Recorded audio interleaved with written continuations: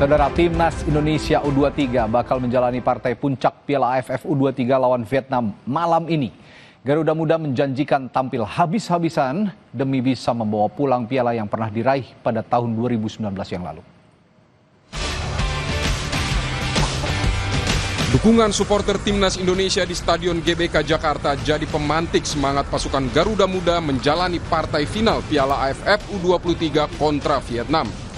Kemenangan atas Vietnam diharapkan menjadi penawar dahaga karena sudah lama tak menjadi juara di Jakarta usai kekalahan dari Vietnam di final AFF 2023. Kalau untuk itu sih kita sebagai pemain jadi motivasi sih Mas.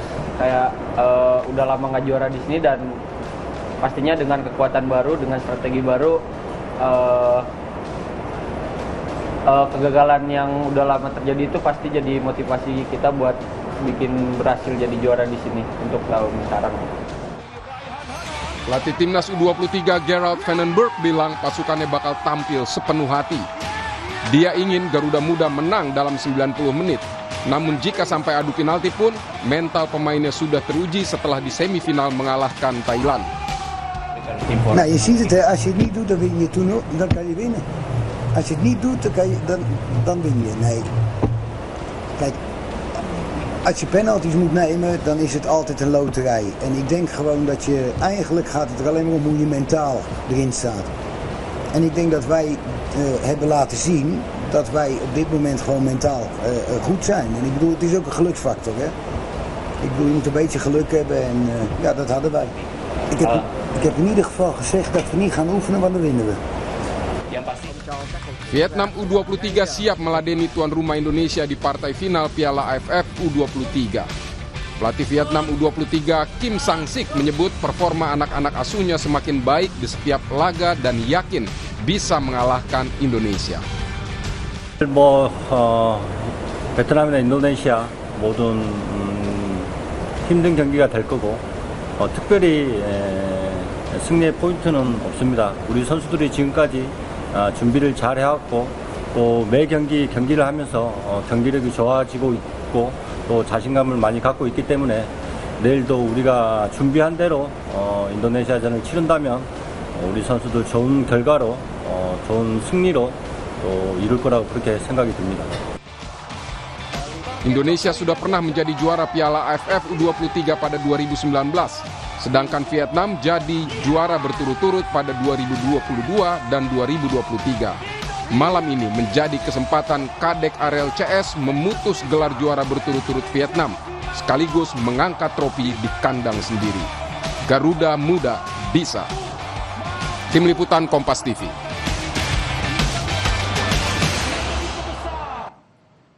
Final AFF U23 tahun ini akan menjadi ulangan partai final 2 tahun lalu. Saat itu Timnas U23 takluk dari Vietnam setelah kalah melalui adu penalti. Lalu apakah performa Timnas saat ini cukup untuk membalas kekalahan dari Vietnam? Terlebih kita bermain di kandang sendiri di Stadion Utama Gelora Bung Karno. Kita ulas bersama analis sepak bola yang hadir di studio Kompas TV, Gita Suwondo. Selamat malam. Malam, Radi. Sebelum jauh ke pertandingan, kita lihat head to head dulu nih ya. Head to head antara pertemuan antara Indonesia dan juga Vietnam di kelompok umur. Nah, kalau melihat head to head, kita sebenarnya dari 13 kali pertemuan di berbagai ajang. Kita masih sedikit di bawah Vietnam. Kita 5 kali menang, Vietnam 7 kali menang. Nah, kalau melihat performa kita yang 5 kali menang dan mereka 7 kali menang, termasuk 2 tahun lalu kita kalah melalui adu penalti, bagaimana melihat kan semalam ini? Susah juga kalau mengatasnamakan under 23, karena kan dari tahun ke tahun pasti skuadnya akan berubah. Betul. Bukan seperti senior ya, yang ada beberapa pemain yang masih main. Tapi kalau kita mengacu ke 2023, kita kalah adu penalti. Hernando Ari gagal sebagai penendang ke-6 saat itu, karena dia pada saat itu mengajukan diri ingin menjadi penendang, kemudian dia gagal. Tapi di saat yang sama 2 tahun yang lalu juga kita menjadi juara SEA Games dengan di semifinal kita mengalahkan Vietnam under 23 juga dengan 3-2. Jadi 2 tahun lalu saya masih bilang imbang. Bahkan kalau kita mengacu ke 2019 kan kita di semifinal juga mengalahkan Vietnam gitu. Oke, nah selanjutnya kalau melihat produktivitas, kita akan melihat statistik produktivitas antara Indonesia dan juga Vietnam. Melalui beberapa pertemuan antara Indonesia dan Vietnam di kelompok umur 23. Kita punya 10 gol sepanjang pertandingan, sepanjang turnamen. Vietnam punya 7 gol. Lalu kita melepaskan 72 tembakan, Vietnam 63. Nah, average possession-nya kita lebih unggul sebenarnya. Ya, Kolektivitas pemain kita di lini tengah sebenarnya cukup baik ya. Betul. Kalau saya lihat belakang, tengah, kemudian permainan sampai masuk sepertiga lapangan lawan tuh kita rapi. Yang persoalan dari kita adalah kita tidak bisa menyelesaikan dengan baik. Ini terlihat sekali waktu lawan Filipina ya. Kita menang 1-0 lewat gol bunuh diri. Lawan kita punya 6 peluang tambahan, tapi penjaga gawang mereka luar biasa. Malaysia juga dengan pertahanan mereka yang ketat, blok mereka yang ketat, itu menyulitkan kita. Lawan Thailand kemarin, ball position kita juga menang, tapi shot on target kita kalah dari mereka. Lagi-lagi eksekusi di lini depan ya. Betul. Dan kalau melihat itu 10 gol, 8 kan datang dari lawan Brunei ya. Jadi saya juga tidak terlalu menganggap Brunei ya, hasil melawan Brunei diapresiasi iya, tapi yang harus kita lihat adalah melawan Filipina, melawan Malaysia, dan melawan Thailand di mana kita hanya mencetak 2 gol dalam 3 pertandingan. Oke, tapi Vietnam ini kan punya karakter tim yang selalu meledak-ledak di setiap kesempatan. Terutama kalau lawan Indonesia selalu meledak-ledak. Mereka seolah tidak takut bermain di kandang lawan. Apa yang harus diwaspadai melalui Vietnam ini? 3-5-2 yang mereka mainin ya. Kalau kita lihat ya, orang yang bilang bahwa Nguyen Din Bak oke, kemudian Nguyen Huyen Min oke di belakang, cetak masing-masing 2 gol. Tapi yang harus diwaspadai adalah Nguyen Van Trong juga di tengah. Kemudian ini pemain yang sudah bermain di senior juga, artinya pemain nomor punggung 8 ini yang juga harus diwaspadai. Kemudian permainan mereka dari sayap, ingat mereka cetak 7 gol dan di pertandingan terakhir grup, kemudian di pertandingan melawan Filipina mereka ketinggalan, tapi mereka mampu mengejar ketertinggalan. Jadi secara mental mereka ini oke. Dan mungkin skillnya di bawah Thailand, tapi mereka punya kemampuan apa ya untuk terus menekan, untuk tidak menyerah. Ini yang saya pikir salah satu kesulitan pada saat kita harus menghadapi Vietnam. Tapi secara skill juga sebenarnya dari 4 pertandingan yang sudah kita jalankan kan kita selalu bermain lebih baik dari lawan-lawan kita. Oke, kita selanjutnya lihat statistik pertahanan di lini belakang antara Indonesia dan Vietnam. Kita memenangkan 55 tackles. Vietnam mendapatkan 45 tackles. Kita cukup banyak melakukan pelanggaran, 31 pelanggaran, Vietnam 27, dan kita mendapatkan 6 kartu kuning, sedangkan Vietnam hanya 2. Padahal yang terkenal agak dalam tanda kutip sering bermain kasar Vietnam ya, tapi kali ini justru mereka mendapatkan sedikit kartu kuning. Mungkin pertarungan mereka yang paling keras adalah melawan Filipina ya. Artinya mereka juga tidak harus kartu kuning pada saat berhadapan dengan Laos, berhadapan dengan Kamboja. Ini kesulitan kita adalah kita menghadapi partai harga diri melawan Malaysia, kita menghadapi partai yang juga sulit melawan Thailand. Jadi mau nggak mau ya nggak heran kalau ada 6 kartu kuning buat kita. Tapi melihat kita memenangkan 55 tackles. Ini Kadek Arel dan juga Kakang sepertinya memang tidak tergantikan di belakang ya. Betul. Apa yang bisa analisis di lini belakang? Kalau kita lihat dua-duanya sangat bagus sekali ya sebagai center back. Mereka main dari pertandingan kedua, tidak main lawan Brunei dua-duanya, tapi bermain di 3 pertandingan terakhir. Ini mereka membuktikan bahwa lini belakang rapi dijaga, hanya memasukkan 1 gol. Bahkan kalau dari tackles won itu saya mencatat Raven pada saat dia kehilangan bola, dia juga merebut bola dengan tackle yang luar biasa ya. Bahkan ada dalam 3 pertandingan yang dia mainkan, ada 10 kali dia merebut bola pada saat dia kehilangan. Jadi etos kerjanya pada saat, gue salah, tapi gue memperbaiki itu. Mempertanggungjawabkan. Dia terpincang-pincang beberapa kali kita lihat, dan itu naik turun ya. Dan itu risikonya adalah dia tidak jadi penendang penalti ya pada saat adu penalti kemarin. Tapi kita lihat juga Bung Gita, kita akan tampilkan satu video pada saat kita kebobolan melawan Thailand. Ada beberapa missing link di lini belakang Indonesia yang tidak terlalu bagus komunikasinya antara 4 lini belakang yang dipasang oleh Harold Vandenberg. Ini kita lihat. Dari sayap itu ya kalau nggak salah ya. Kita akan putar lagi. Ya, ini dia. Seolah tidak ada yang mengawal. Ya, Sakon berapa? Kakang dan juga Kadek Arel juga nggak ada di tempat ya. Kadek Arel terlambat mundur ke belakang. Ya, kemudian Donitri juga tidak ada di situ. Artinya kalau begini ini seperti blind spot yang tidak terkawal. Apa yang harus diantisipasi menghadapi Vietnam yang kemungkinan juga menghadirkan beberapa second line mereka untuk ikut menyerang? Di saat kita menguasai jalannya pertandingan, terus kita nggak bisa bikin gol, ini yang membuat kita agak lengah di belakang ya. Semuanya jadi praktis untuk maju untuk bisa menghasilkan gol. Ini kenapa kita kemudian kebobolan, dan di perpanjangan waktu 15 menit kedua juga terlihat bahwa faktor kelelahan juga membuat beberapa kali ya Hoki Caraka kehilangan bola di sisi kanan karena dia bermain lebih melebar. Ini yang membuat Thailand beberapa kali masuk dari sisi bek kiri kita. Ini yang harus juga diwaspadai karena sayap-sayap Vietnam itu bagus-bagus semuanya. Oke, terakhir kita bahas pemain kunci malam hari ini di kedua kubu antara Indonesia. Di Indonesia tentu saja andalannya adalah Robbie Darwish Yep. dan tentu sebenarnya Arkan Fikri. Tapi Arkan Fikri tidak bisa tampil seperti malam hari ini sehingga Robbie Darwish menjadi tumpuan utama di lini tengah yang akan diandalkan baik untuk menyerang dan untuk bertahan. Nah, sedangkan di Vietnam ada yang sudah tadi disinggung oleh Bung Gita. Di Vietnam ini ada Nguyen saya lupa namanya. Nguyen Dinh Bach. Nguyen Dinh Bach. Dua gol ya. 2 gol yang sudah dilesakan oleh dia.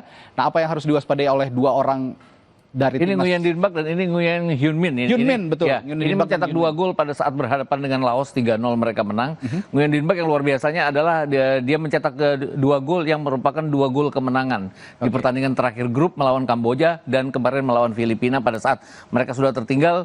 Dia yang mencetak gol kemenangan membuat mereka lolos ke final. Kalau Robbie Darwish saya jelas bahwa bukan cuman perannya di lini tengah ya, dia gelandang bertahan, dia jadi jembatan antara lini belakang dan juga lini tengah dan lini depan, dan dia juga kadang-kadang ada satu golnya melawan, ada satu operan ke dalamnya ya, berhadapan dengan Filipina. Jadi saya pikir untuk set piece ini pasti akan menjadi kerjaan dari Kalau Robbie saya Darwish. simpulkan, Bung Gita, dialog kita malam hari ini tetap lini depan jadi sorotan utama malam hari betul. ini. Meskipun kemarin Jens Reven yang menciptakan gol, tetapi itu melalui Set piece bola juga ya. mati, set piece. Sehingga gameplay belum bisa diandalkan sepertinya. betul. Kecuali melawan Brunei karena kualitasnya juga cukup jauh gapnya. Betul. Nah, kita akan tanyakan, kita akan bahas bagaimana lini serang kita dioptimalkan malam hari ini di partai final bersama legenda sepak bola Indonesia, striker timnas Indonesia. Siapa dia? Sesaat lagi di Sapa Indonesia Malam.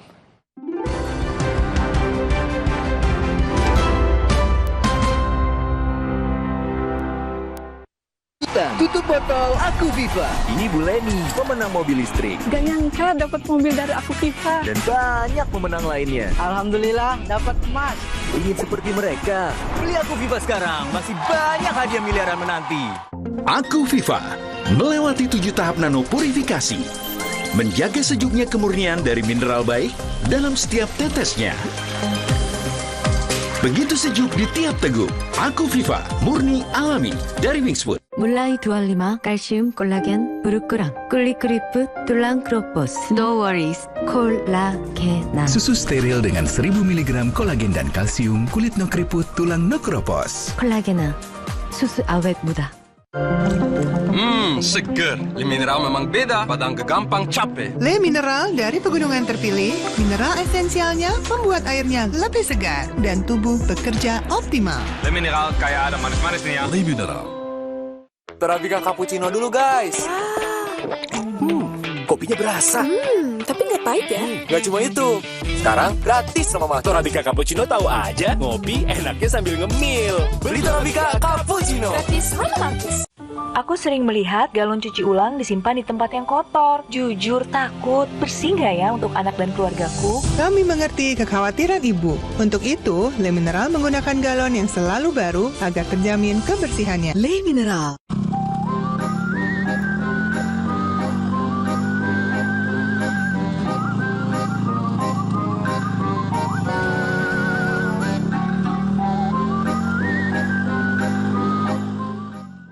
물라이 두알리마 칼슘 콜라겐 브루크랑 꿀리크리프 툴랑 크로포스 No worries 콜라겐 Susu steril dengan 1000 mg kolagen dan kalsium, kulit no keriput, tulang no keropos. 콜라겐아 수수 awet muda.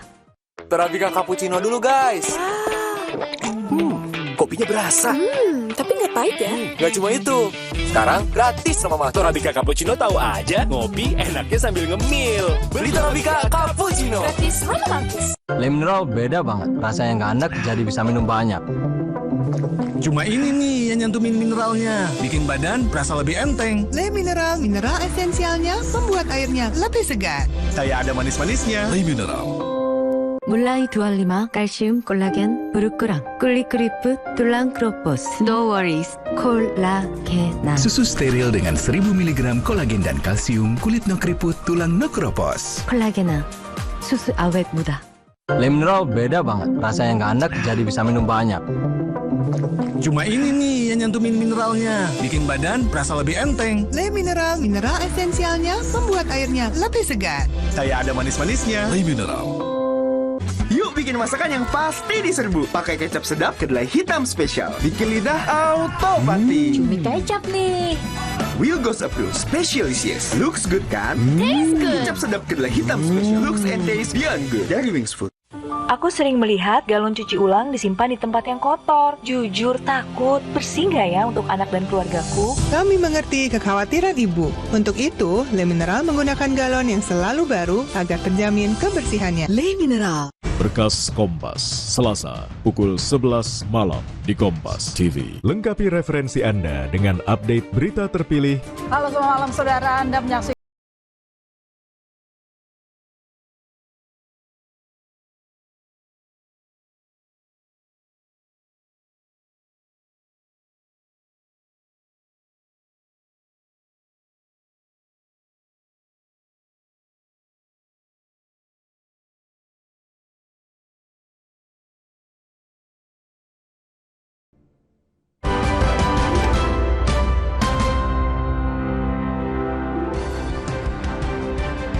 Nah, pasukan Garuda Muda punya misi balas dendam melawan Vietnam karena kalah di tahun 2019 di final melalui adu penalti. Lalu peluangnya di lini depan bagaimana untuk bisa menjebol gawang Vietnam malam hari ini? Seperti janji saya akan berbincang dengan legenda striker timnas Indonesia, mantan striker timnas Indonesia, Mas Budi Sudarsono.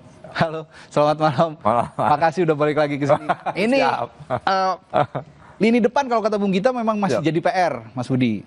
Mau dari penyisihan kemarin di semifinal dan sekarang di final sepertinya juga mungkin akan menghadapi kendala yang sama. Ketika aliran bola dari lini tengah sepertinya tidak bisa dieksekusi dengan baik di lini depan. Apa yang harus dirombak kira-kira kalau mau menjebol gawang Vietnam malam hari ini? Ya emang kalau ngomongin striker ya, kita ke belakang 2-3 tahun ke belakang maka agak susah untuk memilih striker.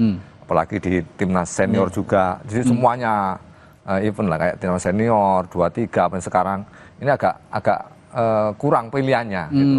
Mungkin karena salah satunya adalah kurang jam terbang ketika dia di tim di liganya. Oh di liganya. Seperti itu. Oke. Nah setuju di liga ini punya minim sekali jam terbang. Iya. Buat striker terutama. Buat striker. Klub besar kita kan semuanya striker asing. Iya. Kemarin Persib juara kan semuanya striker asing. Sekarang kan pindah ke Malut semuanya striker asing juga. Saya ingat tahun 2007 waktu kita Piala Asia ya. Ada Mas Budi Sudarsono, ada BP. Sebelumnya kan Mas Budi Sudarsono ini kan di Persik. Persik juga bersama Christian Gonzalez mereka sampai menahan imbang Urawa Reds. Artinya kan lawan-lawannya itu lawan-lawan Asia jadinya yang membuat mereka pengalaman sehingga waktu di timnas memudahkan mereka jadinya. Nah ini semoga didengar juga nih oleh pelatih-pelatih klub-klub juga nih, kasihlah kesempatan striker kita ya timnas kita itu untuk bermain. Nah kalau melihat dua striker yang benar-benar murni kita perbincangkan, ada Jens Reven dan Hoki Caraka. Sebenarnya tipikal mereka ini finisher atau bisa berakselerasi sebenarnya untuk dimanfaatkan juga membantu lini serang dari lini tengah. Kira-kira kalau Mas Budi kan tukang ngacak-ngacak dulu ke berbagai sisi. Kalau dilihat dari dua striker ini sebenarnya yang Jens Reven dia sudah membuktikan bahwa dia pertandingan pertama dia juga cetak gol agak banyak juga walaupun itu lawan tim yang Brunei ya notabene tim yang agak lemah lah istilahnya. Itu menurut saya untuk mencetak di suatu cetak gol di suatu event itu emang di awal itu memang harus karena untuk step selanjutnya. Tapi yang kita lihat step selanjutnya ini dia nggak mencetak gol ini yang agak biasanya striker itu ketika dia pertandingan pertama itu susahnya lawan siapapun itu sebenarnya. Ibaratnya kalau udah kerannya udah kebuka terus. Iya itu biasanya seperti itu. Tapi yang kita sayangkan setelah pertandingan itu setelah dia nyetak berapa gol berapa kemarin 6 gol. Habis itu dia nggak cetak lagi itu yang ini. Padahal seharusnya biasanya ya kalau dulu kita striker itu ketika kita pertandingan awal cetak gol, pertandingan kedua dan ketiga itu lebih gampang untuk mencetak gol. Kalau Mas Budi lihatnya kenapa hambatannya kok susah di depan untuk nyetak gol lagi? Mungkin yang pertama suplai juga ada. Suplai dari pemain-pemain belakang, pemain tengah ke depan itu salah satunya juga itu. Terus cara kita juga bisa juga bagaimana cara kita sebagai striker dulu kan striker itu bukan hanya untuk mencetak gol aja. Jadi kita juga mencari bola kayak gitu dan mencetak gol seperti itu. Nah, mungkin itu juga salah satunya yang belum dimiliki striker itu. Bung Gita sempat menyinggung Jens Reven ini juga beberapa kali ikut agak ke belakang Yang menjemput ngerebut bola ya. untuk bisa sama-sama membangun serangan ke lini depan. Tapi kan sebenarnya dia ini finisher. Yap. Nah, kalau mereka para striker itu membantu serangan, biasanya kalau menurut Mas Budi dan Bung Gitar, saya ke Mas Budi dulu. Yap. Biasanya kalau mereka ikut membantu lini bertahan. membantu bertahan dan Ya, membangun serangan membangun ke depan, serangan. itu sifatnya pivotal atau bagaimana? Tergantung skemanya pelatih. Tapi biasanya pertahanan pertama adalah striker sebenarnya. Gitu. Jadi pertahanan pertama itu striker. Sebelum dia ngelewatin pemain tengah dan pemain belakang kan striker dulu. Itu kita harus ada jiwa bertahan juga harus ada. Tapi lebih banyak jiwa menyerangnya daripada bertahannya seperti itu kan. Kalau Bung Gita gimana, Bung? Saya itu kemarin waktu pertandingan lawan Thailand ya. Kan saya nonton sama teman saya, salah satu pengamat salah satu TV juga kan. Sampai dia bilang, ini gimana ya kita nggak bisa cetak gol waktu masih 0-0 lah. Kalau kita ketinggalan 1-0 kan. Terus saya tuh iseng bilang, Hoki Caraka masukin aja biar tandem sama Jens Raven.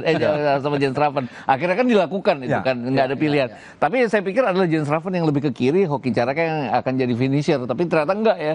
Dan secara kinerja Hoki Caraka lebih banyak kehilangan bola jadinya. Dan itu yang saya pikir bahwa kenapa nggak Jens Raven yang membangun serangan, karena dia kan lebih punya kemampuan untuk bertahan, lebih keinginan untuk dan secara postur juga lebih mumpuni. Tapi Jens Raven setelah dia nyetak gol kan lawan Thailand jadi nyetak gol juga kan. Meskipun bola mati. Ya, itu enggak masalah. Enggak masalah ya. Nah, tapi itu kan maksud saya dari pertandingan dia pertama dia setelah buka gol, untuk pertandingan berikutnya dia pasti ada. Berarti ini satu hal yang positif ketika Jens Raven bisa mencetak gol di laga semifinal. Ini bisa dilanjutkan mudah-mudahan di laga final. Kira-kira seperti itu ya. Jadi insting menyerangnya, insting menceploskan golnya itu tetap terjaga gitu kira-kira. Nah, ini akan kita lanjutkan dialog kita malam hari ini, tapi nanti di Breaking News Kompas TV. Saya akan tutup dulu. Mas Budi sama Bung Gita nanti akan lanjut lagi Breaking News Kompas TV. Kita akan lihat euforia supporter, termasuk taktik apa yang sebenarnya akan dipasang dan line up itu yang salah satu nanti akan kita bahas. Line up yang akan diturunkan oleh Hello Pangan di Breaking News Kompas TV sesaat lagi. Dan informasi atau perbincangan ini menjadi penutup jumpa kita malam hari ini di penghujung Sapa Indonesia Malam. Hari ini kami ingatkan Anda agar jangan lupa cukupi kebutuhan air mineral Anda setiap hari dan rasakan kesejukannya. Saya Radi Saputro dan mewakili rekan saya Friska Clarissa berterima kasih telah menyaksikan Sapa Indonesia Malam. Sampai jumpa.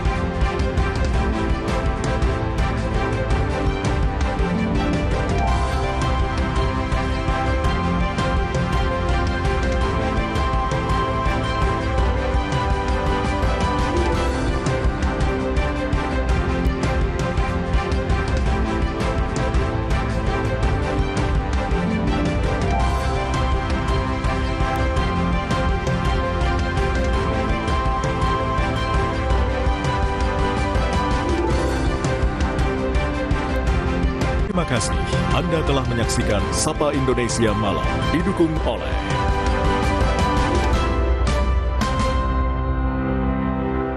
The wait is finally over.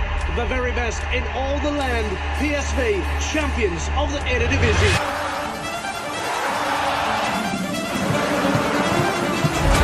De Jong. 2-0. Er kan een lezing worden gemaakt. Kan toch niet wat hier gebeurt allemaal?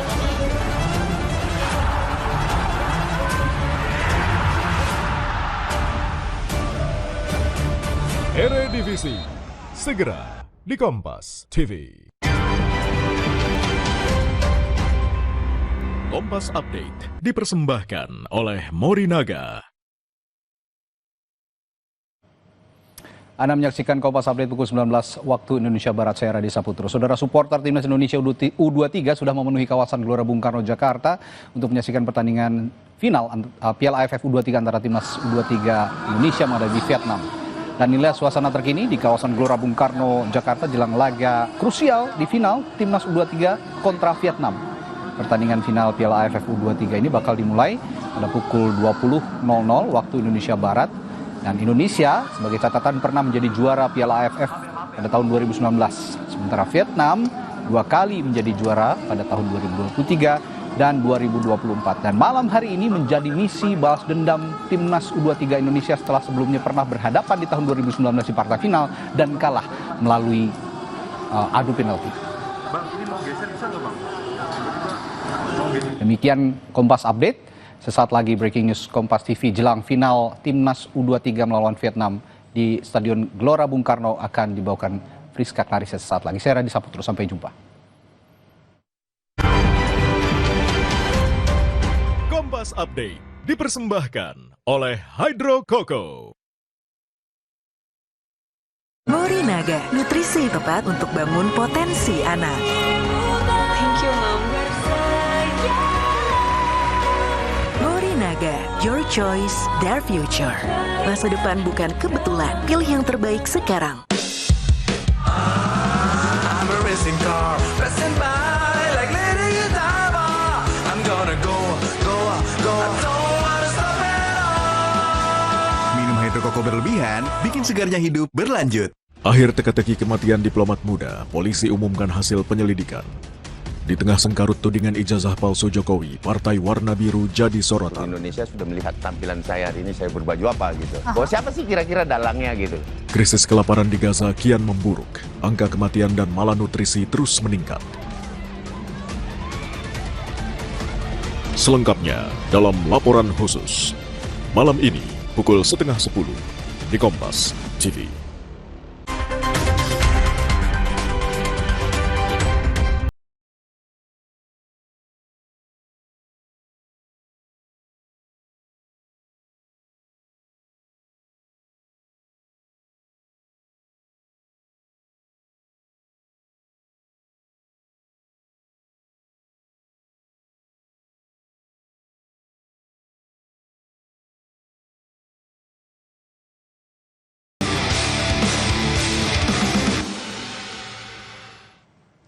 Anda menyaksikan Breaking News Kompas TV bersama saya Friska Clarissa.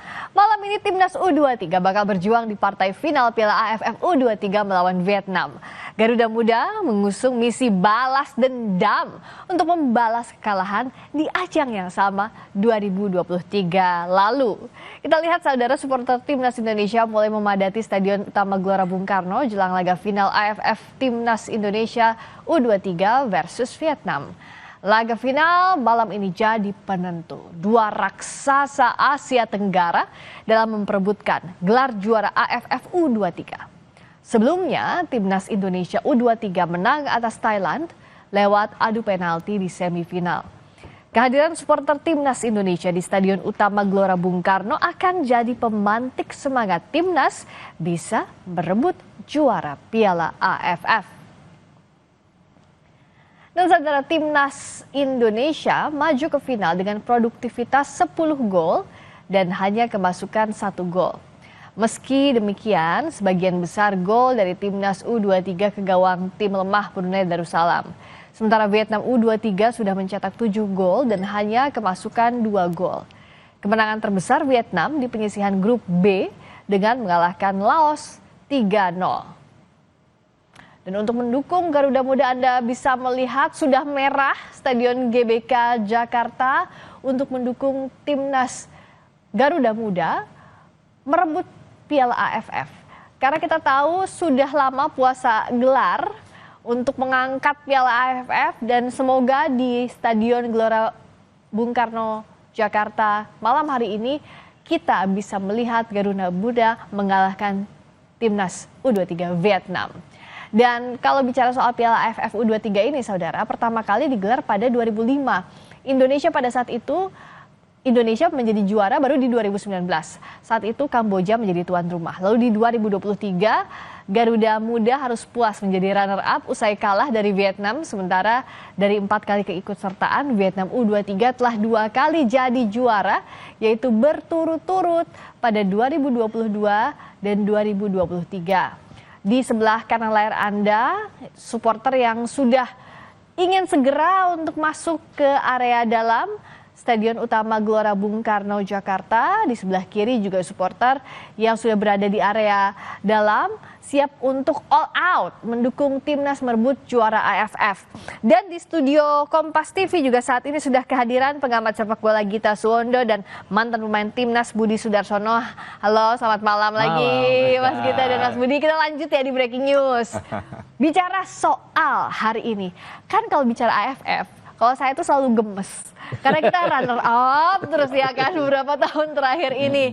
Tapi membangkitkan asa Garuda Muda, gimana sih optimisme kita? Mas Gita dulu deh boleh. Kalau sebenarnya kita bicara AFF 2019 kan kita juara. Iya. Kita mengalahkan Vietnam di semifinal. Kita mengalahkan Thailand di final saat itu. Jadi menurut saya sih itu perfect banget ya, mengalahkan Thailand, mengalahkan Vietnam, kemudian mengalahkan Thailand. Kemudian 2022 karena pandemi kita nggak ikut, Vietnam yang jadi juara. 2023 sebenarnya kita luar biasa loh, kita kalah dari Malaysia di grup, dari runner up grup, tapi di semifinal kita mengalahkan Thailand yang tuan rumah 3-1 saat itu. Cuman itu tadi persoalannya adalah kadang-kadang di satu pertandingan itu kita nggak bisa cetak gol walaupun kita menguasai jalannya pertandingan lawan Vietnam, hasilnya 0-0, adu penalti. Saya juga nggak tahu kenapa, harus ditanya Mas Budi tuh. Dari 5 penendang pertama kan 5-5-nya masuk tuh. Arkan Fikri, Frankie Misa yang ada di tim sekarang kan termasuk yang sukses melakukan tendangan penalti. Harus ada sudden death kan. Nah sudden death pertama kita kok Hernando Ari yang ambil. Itu sampai sekarang tuh saya mempertanyakan. Tapi kan katanya kalau adu tendangan penalti itu kan dilihat dari kesiapan pemain ya. Nah itu jadi saya nggak bisa juga menyalahkan Hernando Ari gagal dalam melakukan tendangan penalti satu. Nggak nyalahin Hernando Ari karena ya, dia bukan penendang penalti utama kan. Iya betul. Mas Budi lihatnya gimana? Soal tadi juga udah disinggung sama Bung Gita bahwa waktu kemarin itu kita menguasai bola. Cuma kita hampir jantung copot itu saat ketinggalan 0-1 dari Thailand. Gimana Mas Budi kalau dari performanya timnas U23 terakhir kemarin? Kalau yang saya lihat yang kemarin itu sangat luar biasa menurut saya. Jadi semakin oke lah. Jadi kita pertama kita menang, terus habis itu kita sama Filipina kita juga menang. Jadi semakin pertandingan semakin lama. Cuman kemarin yang disayangkan adalah draw sama Malaysia. Iya. Peluangnya juga agak banyak, kan? Tapi kita nggak bisa menang. Sebenarnya terus strikernya juga striker apa namanya istilahnya ada Hoki Caraka yang main. Seharusnya kan kalau dia pertandingan pertama dia bisa masukin, otomatis untuk selanjutnya pelatih itu bingung nih. Siapa yang mau dipilih striker-strikernya ini? Karena dua-duanya sudah pernah bagus masukin, juga. Tahan dulu di situ Mas Budi ngomong-ngomong ya. Kita lihat dulu bagaimana situasi terkini di Stadion GBK Jakarta. Ada Yasir Nenek Ama, jurnalis Kompas TV di sana. Wih, Yasir udah di dalam, udah ikut sama supporter, udah seru banget. Gimana Sir? Ceritain dong. Kalau diceritain sebenarnya ini semangat banget Priska dan juga saudara, karena ini kalau di waktu ini countdown-nya itu 52 menit lagi menuju kick off final antara Garuda Muda melawan Vietnam gini. Saya akan menggambarkan kepada Anda Priska dan juga saudara bagaimana keramaian di dalam Stadion Utama Gelora Bung Karno, Jakarta. Ini bisa dilihat. Nah ini nih suasananya di dalam Stadion Utama Gelora Bung Karno, Jakarta ini memang ada beberapa penonton, pendukung Garuda Muda yang memang masih berada di luar, karena kalau kita lihat waktunya ini masih sekitar 52 menit lagi begitu. Tapi banyak juga nih timnas ataupun pendukung Garuda Muda yang sudah bersiap di dalam tribunnya masing-masing, di tempat duduknya masing-masing untuk memberikan dukungan terbaiknya untuk Garuda Muda. Dan harapan kita bersama tentu, Priska dan juga saudara bisa mendapatkan Piala AFF 2023. Seperti di belakang saya ini dengan pendukung timnas Garuda seperti ini. Halo Bang, boleh sapa dulu pemirsa Kompas TV. Wih, ini pendukung Garuda Muda semua ya? Nah ini Garuda Muda semua nih. Ini saya berada di area pintu 4 begitu, area pintu 4. Nah di sini memang sudah tampak ramai dan kalau dilihat di sebelah kiri saya tunjukkan lagi. Di sana juga memang sudah ramai, tapi berbeda dengan pertandingan-pertandingan sebelumnya. Memang untuk pertandingan final Piala AFF 2025 untuk U23 ini memang fokus hanya terisi di tribun bagian bawah. Karena memang fokus penjualan tiket dari PSSI hanya tribun bagian bawah. Sehingga kalau kita lihat tribun bagian atas ini memang cukup kosong begitu. Karena semua pendukung Garuda Muda timnas U23 ini fokus untuk mengisi area di tribun bawah begitu, Priska. Baik. Ini saya masih, gimana Priska? Ya, Yasir, nanti saya akan ke Yasir lagi ya. Pasti seru banget di sana. Kita akan terus pantau jelang pertandingan final Garuda Muda melawan Vietnam. Jangan kemana-mana Yasir, tetap kasih gambar-gambar terbaik dari sana. Dan kami pun akan terus mengupdate informasi terkini di Breaking News Kompas TV. Sesaat lagi kami kembali.